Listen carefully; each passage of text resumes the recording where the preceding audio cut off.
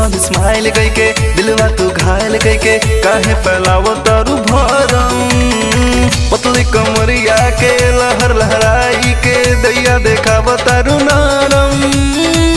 Small smile कइके दिलवा तू घायल कइके काहे फैलावो तारू भरम। ई सपना है याद कोई हकीकत दुविधा दूर करे दना करे दना करे दना। एगो चुम्मा एगो चुम्मा एगो चुम्मा दे के बतिया कुल क्लियर करना ना ना। एगो चुम्मा दे के बतिया कुल क्लियर करना।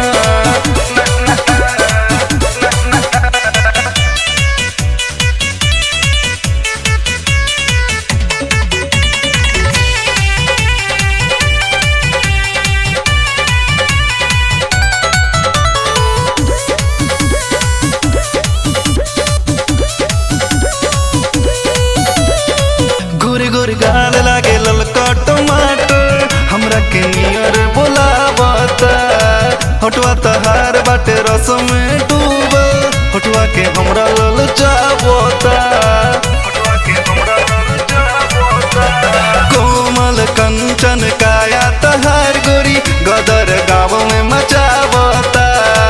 कटली तीर छिकारी रे नजरिया बिजुरी हिया पे गिरावता। लागे झूठे उकसावतारू गरमी बढ़ावतारू बॉडिया टच तन करे दना करे दना।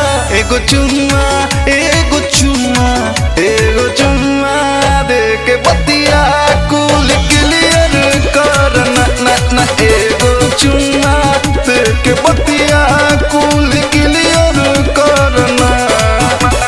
रुक सुन पहले तक स्माइल करके आंख से आंख मिलाई करके फिर पलट के चल दिहलू मुंह आपन दिखाई करके। हेने देखा तहरे खातिर बॉडी आपन गेन कैनी 2-2 घंटा जिम करके अंडा प्रोटीन खैनी। धूप में तारा पीछा करके चेहरा पूरा टेन कैनी। चक्कर में तहरा जाना हम पूरा इंसेन भैनी। तड़पे नहीं ऐसे हम जिसे जल बिन तड़पे मछली।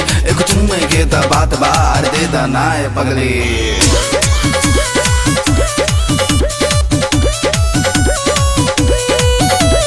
नखरा बकरा देखावा तारू ऐसे काहे हमार फूल झाड़ी हो।